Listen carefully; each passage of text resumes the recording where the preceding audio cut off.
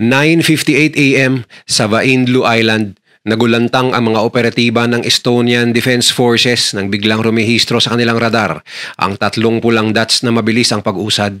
Agad nilang kinontak ang tatlong unidentified na eroplano, subalit hindi ito sumagot hanggang sa tuloy-tuloy itong pumasok sa Estonian airspace, kaya agad inalerto ng Estonia ang NATO at ilang sandali lamang ang Finland at Sweden ay agad nagpalipad ng kanilang mga eroplanong pandigma.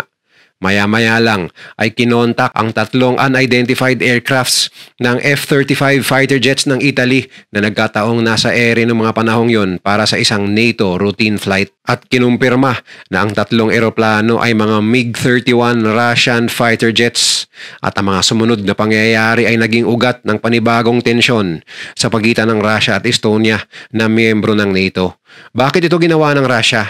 Maaari bang maging sanhi ito ng tuluyang pagsalpukan ng Russia at NATO? Gaano kalakas ang puwersa ng NATO laban sa Russia sa oras ng pag-usbong ng malaking gera sa dalawang panig? Yan ang pag-uusapan natin ngayon dito lang sa Mr. Goodbye! Ayon sa pahayag ng isang mataas na opisyal ng Estonian military, pumasok ang mga Russian jet sa ibabaw ng Gulf of Finland na bahagi ng Estonian airspace at nanatili roon sa loob ng 12 minuto bago ito hinarang ng mga NATO aircraft. Ang tagal na pananatili ng mga eroplano ng Russia ayon sa mga military expert ay indikasyon na hindi ito simpleng navigational error kundi isang sinadyang pangyayari. Ang mga eroplano ng Russia ay agad sinalubong ng ilang Italian F-35 fighter jets na nakatalaga sa Amari Air Base bilang bahagi ng NATO Eastern Sentry Operation, habang mabilis ring dumating ang mga Swedish at Finnish fighter aircrafts. Ang sabayang paglipad ng tatlong bansa ay nagpapakita ng lumalakas na koordinasyon ng alyansa sa rehiyon ng Baltic Sea matapos sumapi ang Finland at Sweden sa NATO. Sa pahayag ni Estonian Prime Minister Kristen Michal, ang mga Russian jet ay napilitang tumakas matapos salubungin ng mga puwersa ng NATO. Ito ay isang malinaw na pagpapakita ng ating kahandaan na ipagtanggol ang ating himpapawid at soberanya, dagdag pa ni Michal. Pinuri ng matataas na opisyal ng NATO ang mabilis na pagtugon ng alyansa at tinawag itong quick and decisive. Sa ilalim ng Article 4 ng NATO Treaty, may karapatan ang sinumang miyembro na humiling ng agarang konsultasyon kapag nalalagay sa panganib ang kanilang seguridad o teritorial na integridad. At ang Article 5 naman ay nagsasaad na kapag inatake sila ng sinumang kalaban, kasama na rito ang Russia, ay makakalaban ng Russia ang buong alyansa.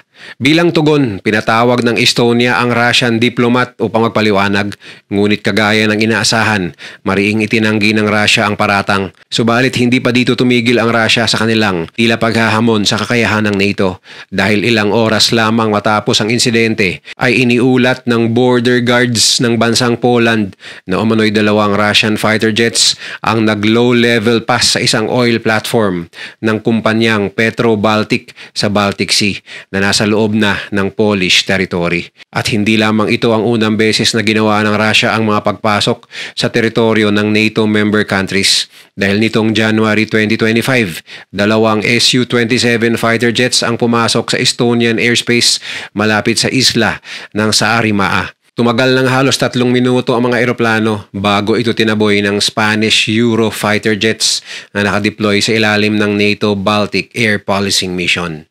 Pagsapit naman ng Marso, dalawang Russian drones ang bumagsak sa loob ng teritoryo ng Poland matapos pasabugin ng kanilang air defense system nang pumasok ito sa Polish airspace. Nitong Abril naman, isang Russian reconnaissance plane ang pumasok sa silangang bahagi ng Estonia malapit sa border ng Russia. Ang eroplano ay tumagal ng 5 minuto sa loob ng airspace bago makalabas. Pagsapit ng June, dalawang Russian fighter jets ang pumasok sa Polish airspace sa silangang rehiyon malapit sa Lublin, at agad itong sinundan ng mga F-16 fighter jets ng Poland. Sa Agosto naman ay isang transport aircraft ng Russia ang lumipad ng halos 10 minuto sa himpapawid ng Estonia bago ito itinaboy ng NATO fighter jets bilang pangatlong pagpasok ng Russia sa Estonia. At nitong Setyembre nga, ilang araw bago ang pinakabagong insidente sa Estonia, iniulat ng Poland na pumasok ang 3 Russian drones at isang fighter jet sa kanilang airspace bilang patunay na paboritong pasukin ng Russia ang airspace ng Poland at Estonia. Ayon kay Estonian Foreign Minister Margus Tsahkna, 4 na beses nang nilabag ng Russia ang himpapawid ng Estonia ngayong taon lamang. At ang huling insidente ay ang pinakagarapal. Ang paulit-ulit na paglabag ng Russia sa ating himpapawid ay hindi katanggap-tanggap.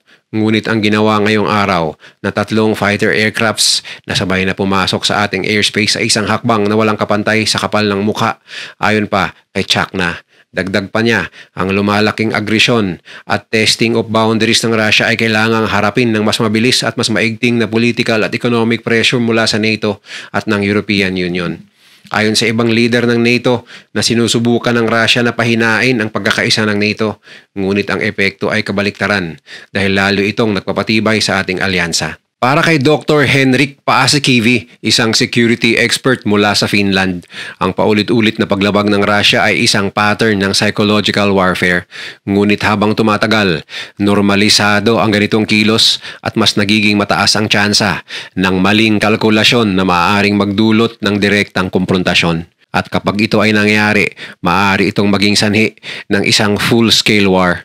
Ito umano ang dahilan aniya kung bakit minamadali ng Finland at Sweden na maging membro ng NATO dahil sa lumalakas na banta ng Russia na kapitbahay lamang nila. Sa kabilang banda, nagbigay muli ng statement ang Russia ukol sa insidente at mariing itinanggi ng Russian Defense Ministry ang mga paratang. Sa kanilang pahayag sa Telegram na iniulat ng Reuters, iginiit ng Moscow na ang flight na kanilang mga eroplano ay isinagawa alinsunod sa mga international na regulasyon sa himpapawid at walang nilabag na teritoryo ng ibang bansa. Sa buong flight, hindi lumihis ang Russian aircrafts mula sa itinakdang ruta at hindi ito lumabag sa airspace ng Estonia ayon pa sa Russia. Idinagdag pa nila na ang ruta ng 3 fighter jets ay dumaan sa neutral waters ng Baltic Sea na may layong higit sa 3 kilometro mula sa isla ng Vindloo, ang pinakahilagang bahagi ng Estonia. Para sa Estonia, hindi sapat ang paliwanag ng Moscow.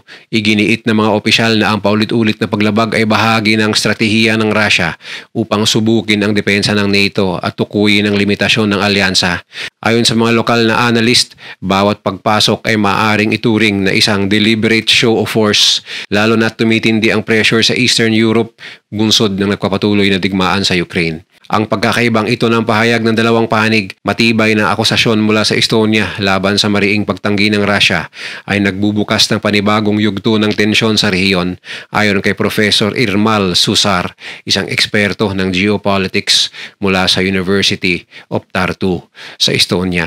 Habang pinagpipilitan ng Russia na sila ay sumusunod sa regulasyon, malinaw na ginagamit nila ang mga ganitong flight upang magpadala ng mensahe na kaya nilang subukin ang depensa ng NATO anumang oras. Dahil dito ay nagbigay ng mabala si US President Donald Trump matapos tanungin hinggil sa ulat ng 3 Russian fighter jets na pumasok sa himpapawid ng Estonia, isang kasaping bansa ng NATO. Sa isang panayam, sinabi ni Trump na ang naturang insidente ay maaring magdulot ng seryosong problema kung mapapatunayang totoo.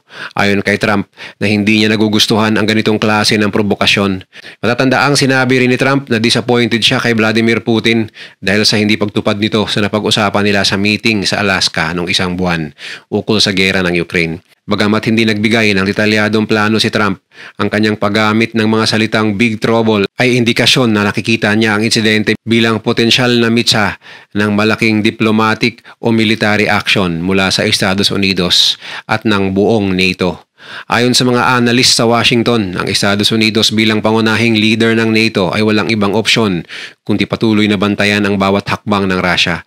Kapag ang airspace ng NATO ay nilabag, otomatikong nakikita ito bilang banta sa kolektibong seguridad ng buong alyansa, paliwanag ni Michael O'Hanlon, defense expert mula sa Amerika. Para sa mga bansang nasa Baltic region gaya ng Estonia, Latvia at Lithuania, maging ang Poland, ang paulit-ulit na paglabag ng Russia ay nakikita hindi lamang bilang provokasyon kundi bilang bahagi ng mas malawak na estratehiya upang pahinain ang loob ng NATO. Dahil dito ay muling lumalakas ang panawagan mula sa mga opisyal ng Europa at NATO na palakasin ang mga parusa laban sa Moscow. Isa sa mga panukalang hakbang na tinutulak ay ang ganap na pagtigil ng mga bansa sa Europa sa pagbili ng langis mula sa Russia na tinuturing na pangunahing pinagkukuhanan ng pondo ng Russia para sa kanilang mga operasyong militar.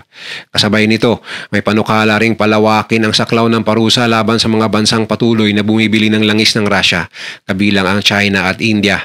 Ayon sa mga opisyal, Habang nagpapatuloy ang kalakalan ng langis, mananatiling matatag ang kita ng Russia na ginagamit nilang pangtustos sa mga military operations sa Ukraine. Naniniwala ang mga taga-suporta ng hakbang na ito na mas maigting na economic pressure ang tanging paraan upang hadlangan ang agresyon ng Russia at pigilan ang patuloy nitong pagsubok sa seguridad ng Europa.